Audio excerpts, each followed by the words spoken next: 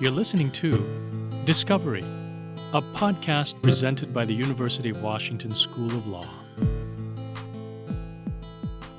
Hello, welcome to the Discovery podcast of the University of Washington School of Law. I'm your host, Annie Kuo. We're sitting here today with Professor Robert Tsai, immediately following his talk at the UW Law Faculty Colloquium about his fourth book coming out in March. It's called Demand the Impossible: One Lawyer's Pursuit of Equal Justice for All. Demand the Impossible is about how advocates in the Deep South, particularly one named Stephen Bright, resisted against the very worst features of tough-on-crime policies after the U.S. Supreme Court struck down an argument for racial discrimination in the 14th Amendment in the case McCleskey versus Kemp. Robert's flown in from snowy Boston, where he's a professor of law and Law Alumni Scholar at Boston University. He's also a Yale Law alum who grew up in Port Townsend, where he helped out in his parents' cafe before heading to UCLA. Welcome back to your home state, Robert. Thanks for having me. It's great to be back. So let's start with this question.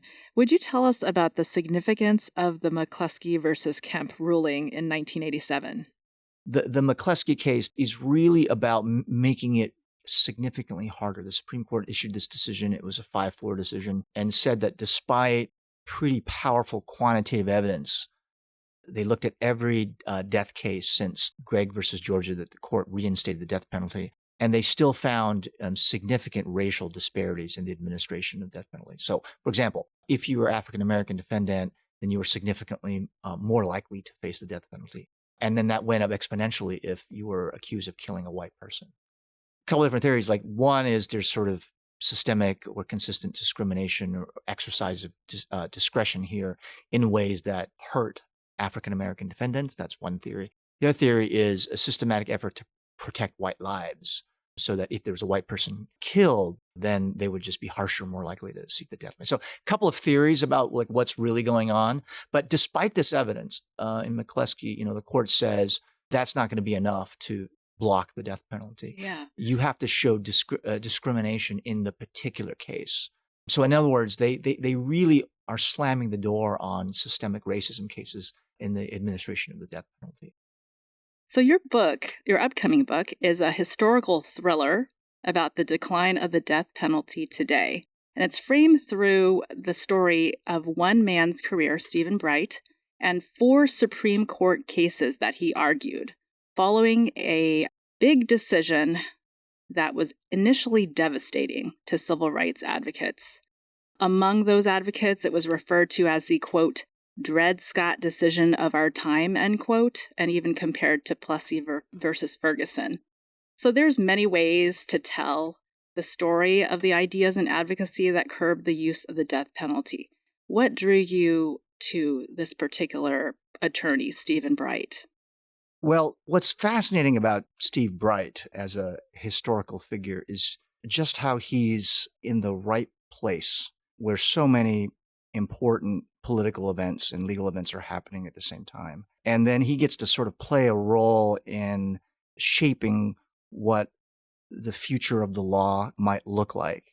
So I was very much attracted to trying to tell a story about legal change in the United States in these important years. So if you think about the beginnings, say, of mass incarceration, the early decades of mass incarceration, we're really talking about the late 60s and early 70s, and then things really ramp up in a federal way in the 80s and the 90s, when you have a kind of convergence among members of both parties to be just as tough as possible. And foremost among the ways that one showed that one was tough on crime was to get people death sentences. And a lot of people were in on this, from politicians to judges to prosecutors and so forth. So Steve Bright is kind of in the right place at the right time. He is someone who is trained as a legal aid lawyer and then as a public defender.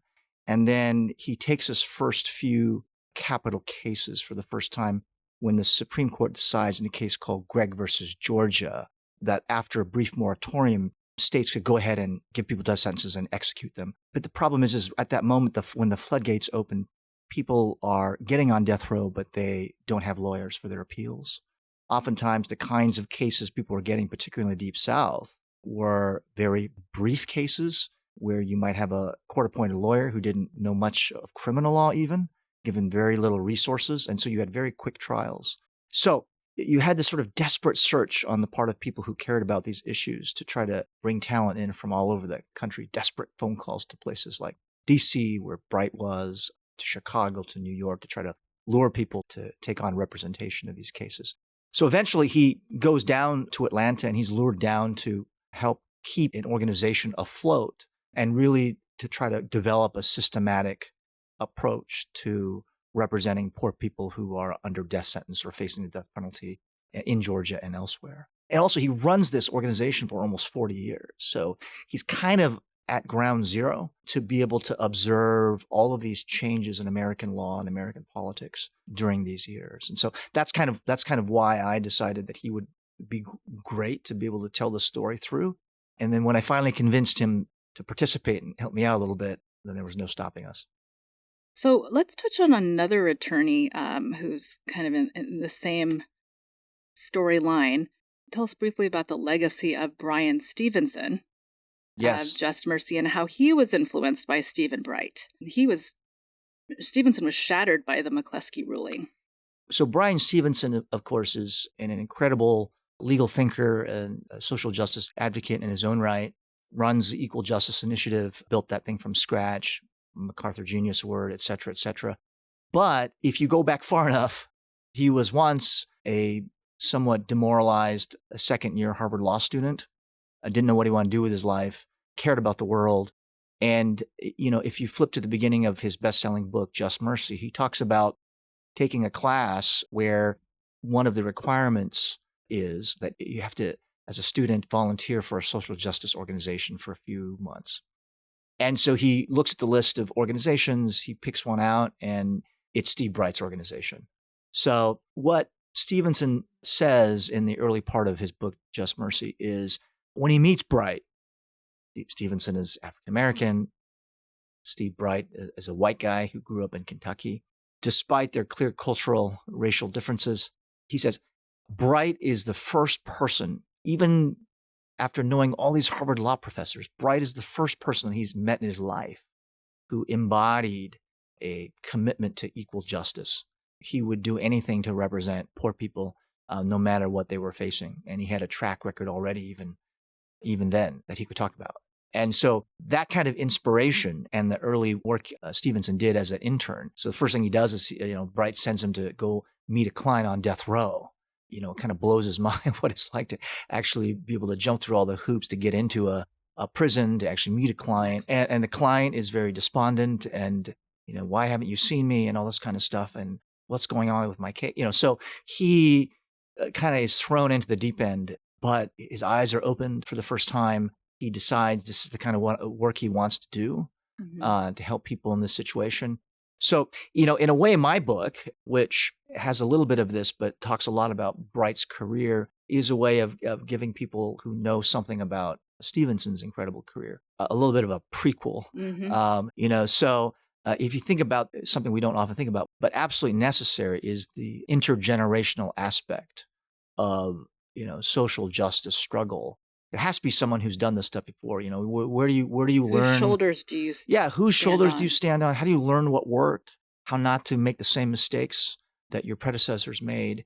And there's something that was intellectually exciting to me when this opportunity arose to be able to write about Bright, to know that he mentored someone like Stevenson, but also that he had contact with and was able to mentor a whole generation of advocates, people he recruited to come to the Deep South for a few years, to work for a pittance, to help people who were either under a sentence of death. They also did other kinds of cases. They also had a part of the center that generally worked to improve the conditions in prisons and jails. And people come and do that kind of work. And people have moved on from their time at the center, whether as an intern or as a staff attorney, and founded their own organizations. Let's make sure that we name the center, the Southern Center for Human Rights, which is that organization that Steve Bright kind of activated, right, as a coalition of advocates and activists. How would you? There's an organization called SPDC at the time. It was called the the Southern Prisoners Defense Committee. And this organization, what we might call the precursor to the Southern Center for Human Rights, was initially founded by clergy who had fought racial segregation in the Deep South. And then they became concerned after, the first phase of that work was completed. They were worried about what they were seeing in prisons and jails. And so the way I talk about this to people is they were worried about the places that the civil rights movement had bypassed. So in these other areas of life, schools, workplaces and stuff, you could start to see changes, but not in Southern prisons and not in Southern courtrooms. And so these clergy got together and they found this organization that was supposed to do some of this work, representing prisoners who are oftentimes people of color in the Deep South.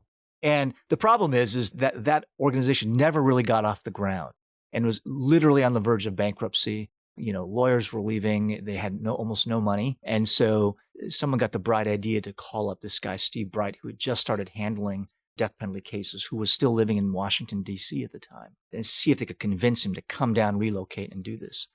And incredibly, he decides to leave the place that he had been living for years, where all of his adult friends were at the time, pack his stuff. He had a few close friends who helped pack his U-Haul.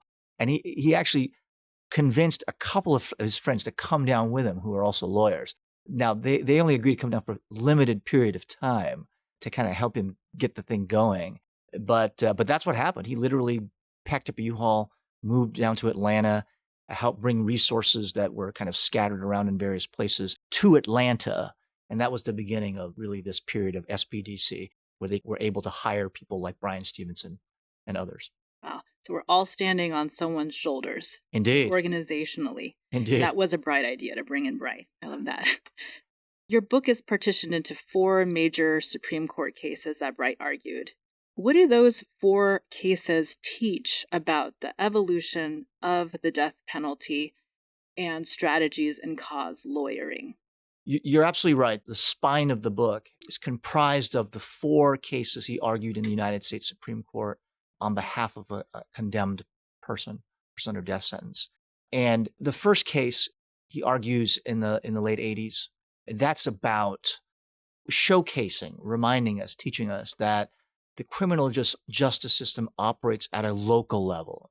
On a lot of issues, we've gotten used to thinking that they're national problems that can always be solved by someone at the national level or through the passage of a single law or a whisk of the president's pen or something. But this is rarely the case when it comes to criminal justice issues. The kinds of laws, the administration of laws happens at the local level. And so that first case involves a particular county in Georgia where some evidence is discovered that they have been systematically underrepresenting the number of women and Black people in jury pools. And they've been doing this intentionally. So why have they been doing that? One theory is they've been doing that because then, at least in the criminal cases in that county, it's easier for prosecutors to manufacture all-white juries. So you already start with a low number, but it's not so low that that question can be litigated and you could win under existing Supreme Court decisions. But it's low enough that once you get to an actual criminal case, it'd be easy to then for a prosecutor to bounce off the handful of Black people who might show up in the jury pool. So that case is about that piece of evidence and whether that piece of evidence can even be considered at a late date when it shows up, when it's discovered, to save a man's life. And this goes all the way up to the Supreme Court of the United States.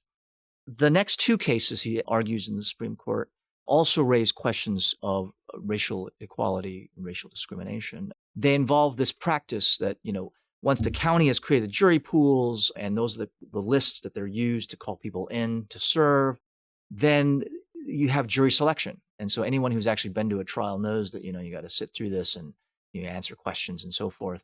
You might be excused. You might be seated for a jury trial.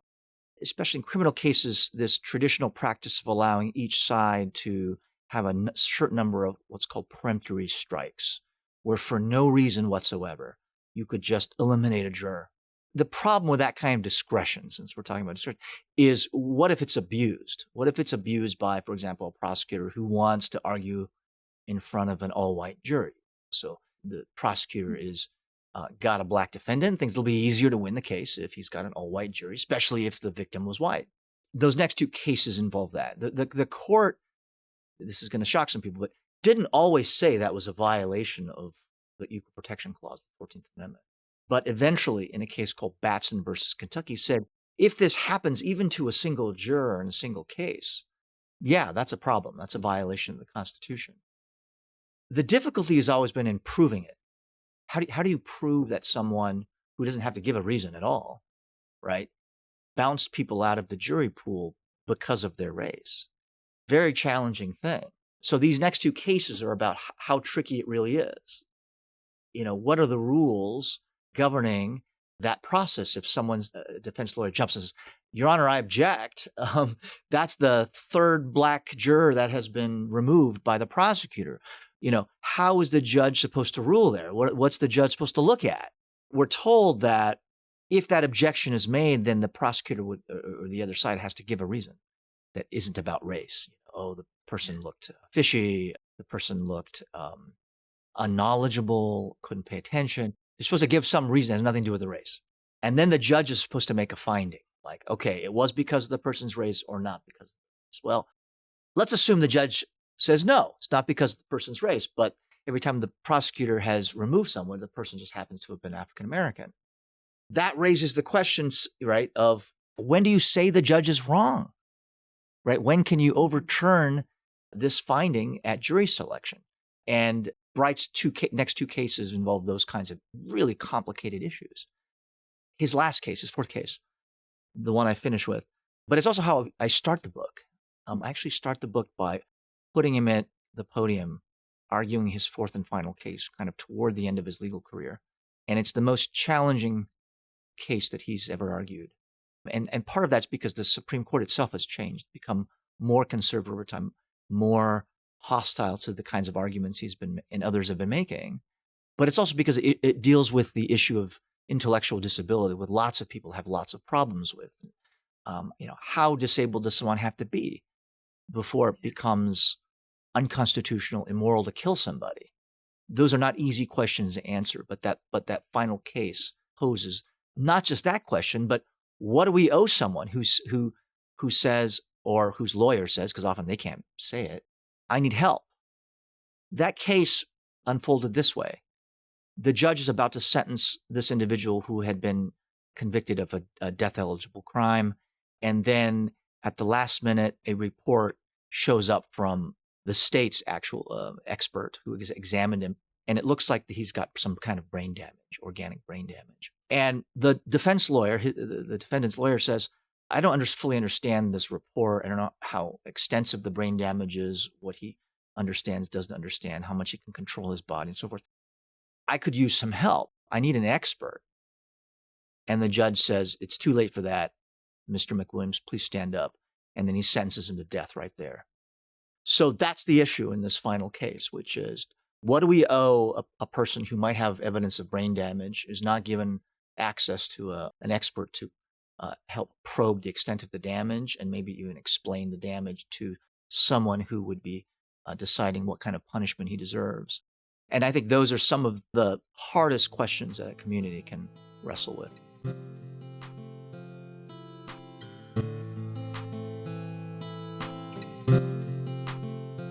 Our final question is as a flavor or taste of the efforts made, the double down efforts made by this group of advocates led by Bright. Can you tell us about the ironic effects and unintended consequences that the McCleskey ruling had in mobilizing that powerhouse group? It's super interesting to me. I hope it's inspiring for those who read this article, who read this part of the book. Really what it has to do is how do we react to these moments of deep political or legal demoralization? And, you look at the Supreme Court, they issue a decision, for example, they say, we're not going to do anything about partisan gerrymandering, or they reverse a case like Roe versus Wade. This is deeply demoralizing to a sector of the American public has come to depend on courts to some extent, depend on rights being in existence, to order their lives and so forth. And you have a similar dynamic playing out in the late 80s with this case, McCleskey versus Kemp, as well as with some of these other cases where the court, with its changing complexion, is narrowing the legal pathways for dealing with the inequities in the criminal justice system.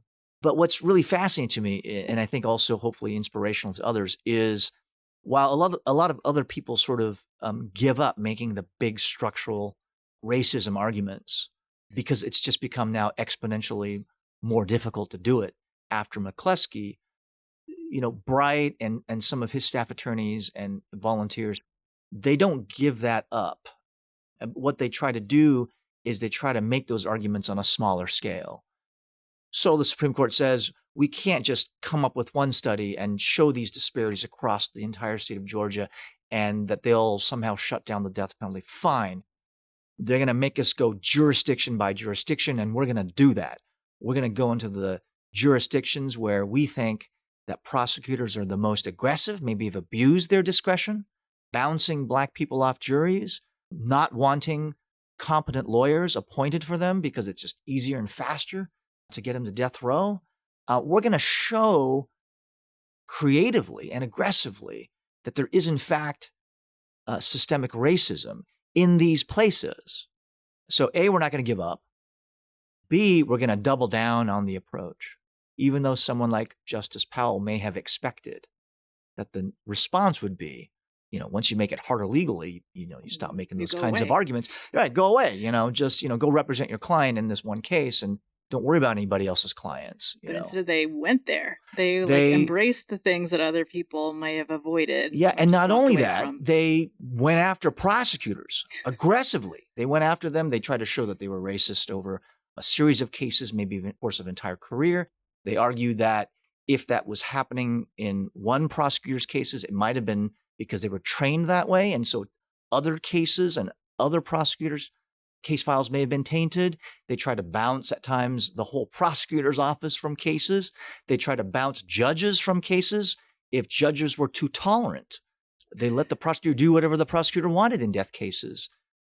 In all these areas, I try to show that these advocates didn't give up on racism claims. They didn't give up on structural racism claims. They just did it on a smaller scale. And then when they succeeded in showing this was happening, then they showed everybody in the world, and they repeated it over and over. And they said, if it's happening over here, this can't be the only place it's happening. It's got to be happening elsewhere too. And that's how I think they start to change the way that average people are thinking about the criminal justice system. Wow. I'm just thinking about our professor, Mary Fan, when she was moderating the colloquium, she quoted what they would sometimes say is to the judge or to prosecutor, like, you're out of line. When the attorney was told, you're out of line, they're like, you're out of line. There are many moments. I spent a lot of time reading transcripts because I think of this aspect of my work as legal history. And so it matters to me a great deal that I'm capturing things correctly. So I spent a lot of time reading over these dusty trial transcripts if I can get my hands on them. And some of these cases, people couldn't remember the case names, but they remembered that Bright did something incredibly swashbuckling, like had a prosecutor under oath and was accusing him of racism in all these cases, but like nobody could remember like the name of the case. And so I finally found some of these cases where this was happening, and I was able to take what I found and try to recreate it for the readers here. And, stuff like this, just to give you a taste of it. It's like, Mr. Briley, one of the prosecutors on the other side of some cases, isn't it true that, in this case, you use like 18 of 18 jury strikes against Black people? And then the prosecutor would say something like, well, I don't remember. And then it was like, isn't it true that in this other case you had, you used 17 of 17 jury strikes? It was almost something out of like Law and Order as I'm, reading this transcript or some other kind of legal thriller. And so I try to recreate faithfully, I think, at least a little bit of what was happening in these cases. But it's pretty mind-blowing, and obviously very aggressive lawyering, and also very creative in the kinds of ways that they found this evidence, because it's like there's no study that they could just like dig up. Someone had to go into all these old case files of these prosecutors, go into the county, find the case files. They had to figure out the names of jurors who were excused. Not easy to do. They find the races and sex of the jurors who were excused and those who were kept on, and then to see if there were any kind of patterns that looked very suspicious.